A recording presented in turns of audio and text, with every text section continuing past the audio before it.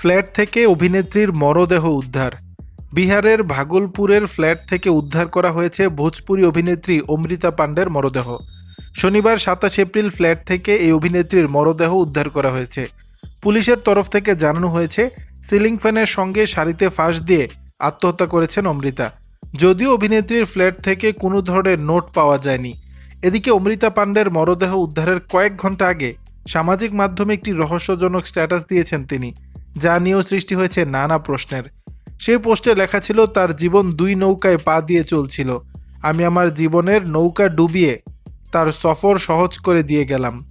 অভিনেত্রীর ঘনিষ্ঠজনেরা জানিয়েছে, অনেকদিন ধরেই অমৃতা অবসাদে ভুগছিলেন।